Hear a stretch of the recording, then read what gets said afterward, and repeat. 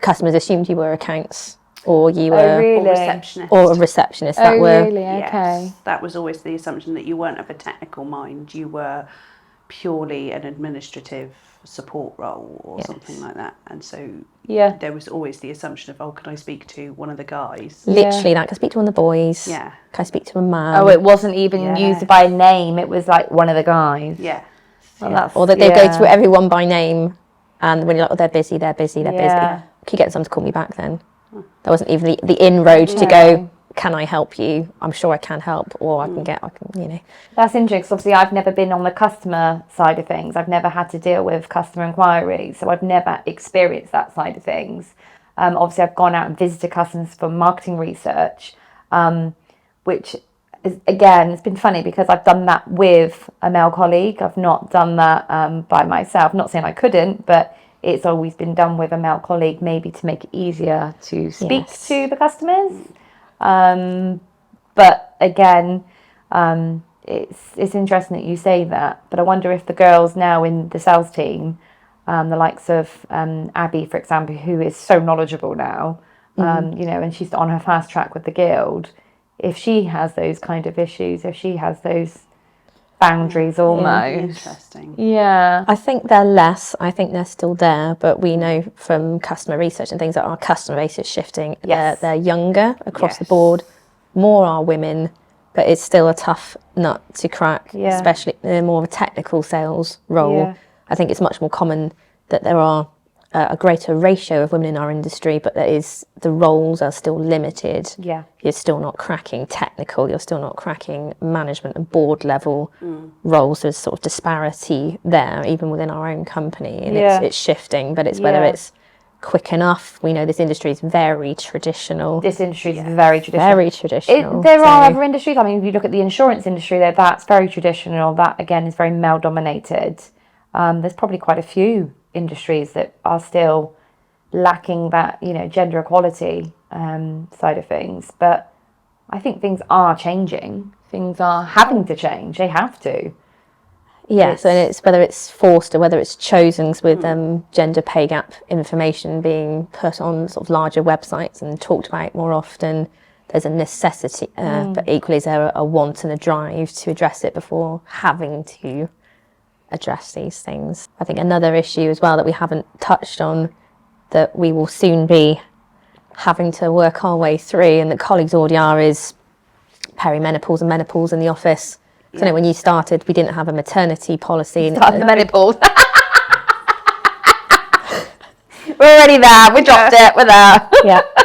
So going right from maternity, we're getting right down through. Literally. I'm like right through. So I don't believe yet we have a menopause policy, although we've had some low-level in-house training on it. Well, the maternity policy was only, obviously you didn't have a maternity policy. I think mine was only written around the time when I went on. No, they hadn't had to deal with the... And they've only had to deal with paternity in the past couple of years, isn't it? It's only two of the blokes. Am I right in saying two of the blokes have gone through paternity? Yes, the Dorchester, Well, the guys, Jamie and Chris, have had ones around the same time I had mine. Oh, okay. First. Right. So they've had subsequent children. Chris has had a couple, and so it's. But then it's 2 weeks. It's 2 weeks. 2 week holiday, isn't it? Really. It's 2 weeks. There's nothing to take in regards to, you have to have all the health and safety assessments and things like this about lifting. Kit days and all this sort of stuff. So there's a lot more. You're off for a longer period of time. Yes, there's a less immediate impact to the business, isn't it? Yes. So So we've already got a couple of colleagues going through it, but as maternity was very new to the majority of colleagues here, so is going to be managing and understanding that the people around them are going through quite a raft of different symptoms, and it is not uniform across any one person or length of time. No, so it's at any time, can't it, really? Yeah, any time, and you can or cannot get certain symptoms. They will or will not last a certain time. We'll be able to manage them in different ways, layer that with your job, with your home life, and it can be quite difficult to work through for decades. And I guess it's what are your thoughts on that? Because we've done a little bit of training here, and for me it was eye-opening. I really didn't understand it, and it was just... I unfortunately didn't do that training. I wish I'd got part of it now. I was in one of those mindsets of like, I don't want to think about it. It's not something I want to think about right now.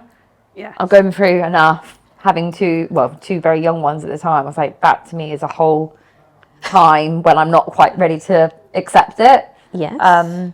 They probably will need to offer that training again, because from what I've heard and seen, and obviously what you said, it was a bit of an eye-opener. Yes. Yeah, I think I'd like to have... You didn't do it either. I was of quite a similar... Yeah. And now being on the cusp of... That one. It's almost the next life step that we're looking at. It's I've done the children. Yeah.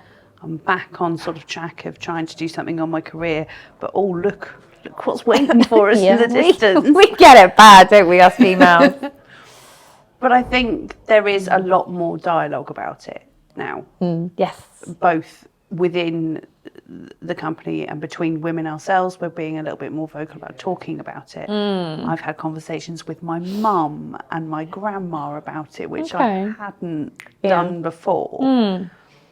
And it's been really interesting to find out sort of roughly when they went through, because that might give you a sort of idea of when yours is. Yeah, they do say you follow your parents, don't, or your mum, should I say? Yeah, and their experiences, and then also just from a general. There's a lot more talk about it on sort of social media, and there's a lot more sort of celebrity women celebrity. I mean, Zoe Ball talks about it quite often on the Radio 2 show. Wonderful Davina. And Davina. And so there's a lot more people being open about it. Yeah. And hopefully, if we're sort of looking in the next 5 to 10 years, that's going to be us, then hopefully in 5 to 10 years, it'll be even better. Yeah, it's like we've broken the back almost of at least talking about mental health, especially with the colleagues we've got here. The huge slant, or bias, I should say, perhaps towards male suicide. We've kind of started as a company talking about that very regularly. We know we've got people dedicated here to that.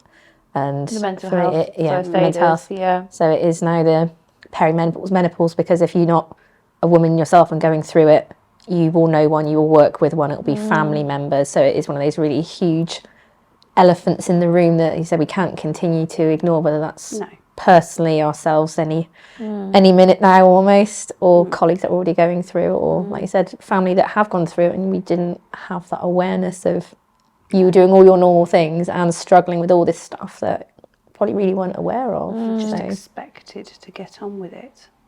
Quietly.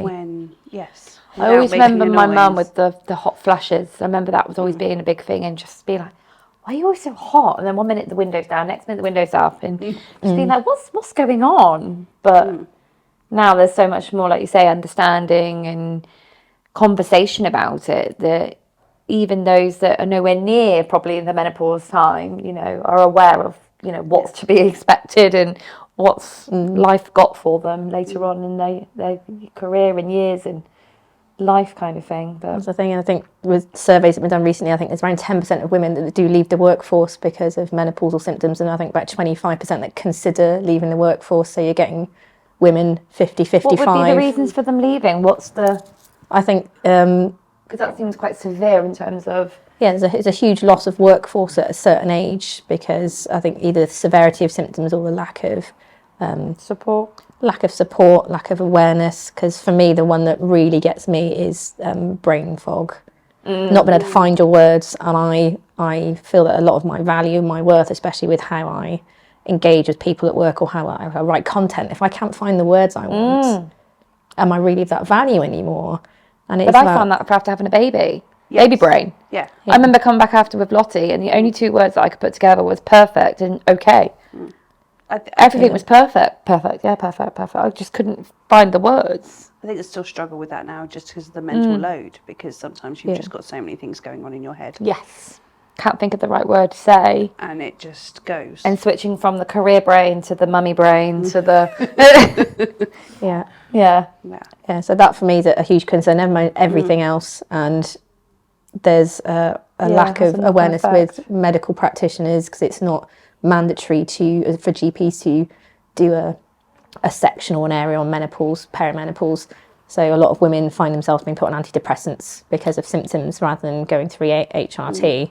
So I think through a lack of education personally, workplaces, medical practitioners, people just feel that they cannot manage. Quite a lot of relationships break down because people aren't themselves anymore. There's a huge personality shift, sometimes certainly a physical shift over a period of years. I think quite a few divorces are attributed at that age group. Okay. You can feel a disconnect to self, as well as, changes in lighter periods, heavy periods, no periods, insomnia, skin changes, hair loss, you name it. You could get it. You could get all of them. You can get none of them.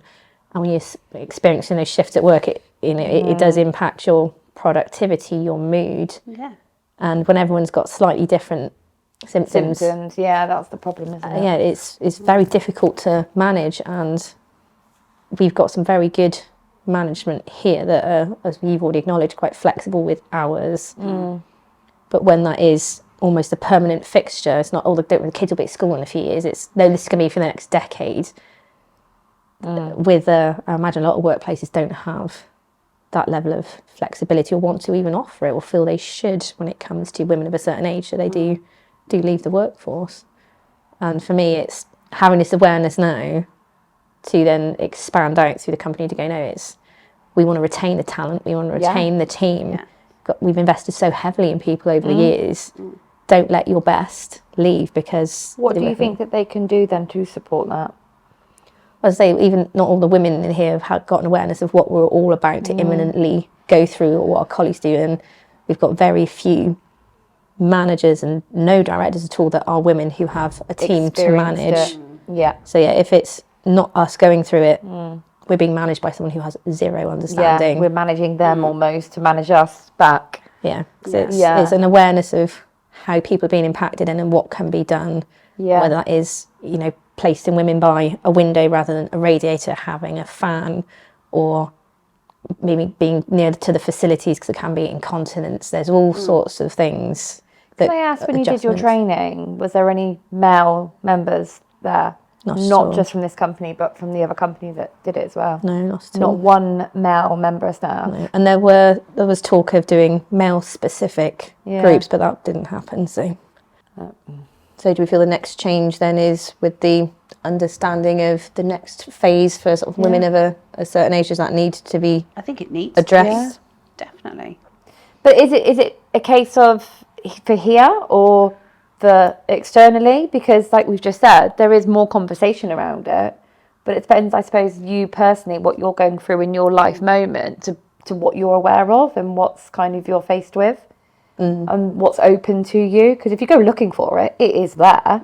The information is there. It's whether or not... It's almost our responsibility to try and drive it, because I don't think too many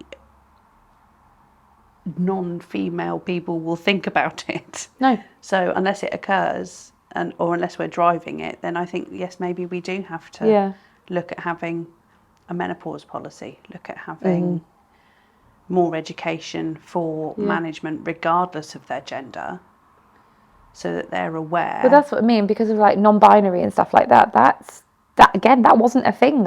Even 10 years ago, it was, but people felt ashamed of it, or they just didn't want to talk about it. And it obviously, workplace, you wouldn't be allowed to show that in a way.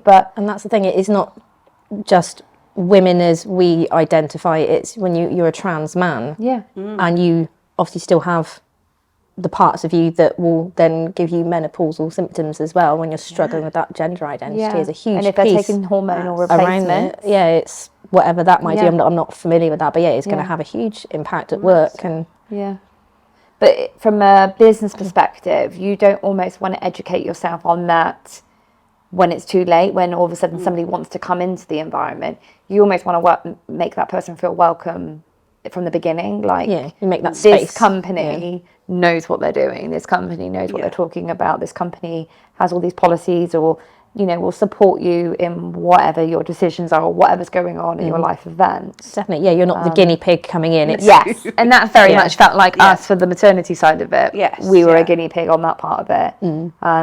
And now we have a significant amount of females that are younger, and, you know, over the next 5 to 10 years, that could possibly be that they're all going to be going on maternity leave. Maybe they won't, I don't know. But yeah, it's something that you almost need to have all these things, these ever-changing things that are happening.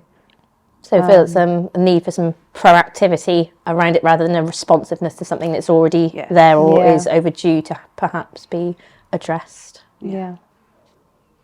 So I guess that's the takeaway then, that perhaps we've been, whether that's through the roles that we could have here and routes through the business or maternity, we've done the guinea pigging for people that are now, as you say, recent recruits coming in. We've been able to establish a more understanding workplace for them to come in, but there is work to be done possibly at the other side of things for ageing workforce of both genders as well. And I think in terms of the acceptability of it all and the feasibility of it all, I think it will all happen. And hopefully, you know, things will shift again. We're happy having this conversation next year even, and you know, there'll be big changes happening then as well. So I do think it's all going in the right direction. Because it's a diversity of the workforce, doesn't it? He said that we've got almost a responsibility. For me, the responsibility it's a management thing for sure, but just to raise an initial awareness of, I think there's a bit of a gap here that we could address for these reasons. But we've got that openness and frankness here that we can have those conversations with people to say, we haven't got this yet. I can see it's coming, or other workplaces have got it. So let's start having those conversations. Yeah. How can we make it better? How can we make it better then? What are the sort of final thoughts Final thoughts, Jerry Springer. Yes. That is a difficult one. That is a difficult one. I think for me, it's getting up to speed, it's keeping pace, but equally perhaps trying to get ahead of the game as well. So you said let's get to things before we have to deal with them. Let's take a look. Let's be proactive with things that are sort of macro environment rather than very door control specific. Yes. Yeah.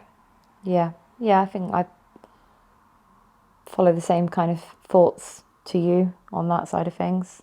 Making sure that we have things in place to support that, make the environment feel welcoming, and that, you know, everyone can turn to some form of support should they need it, whether that's mental health, whether that's, you know, gender issues, whether that's I don't know, financial issues. You know, we're just about to go into a recession, or we are in a recession. You know, there's other issues there on that side of things. So I think there's always life worries and life concerns regardless of who you are. But as a company, we need to manage that for everyone.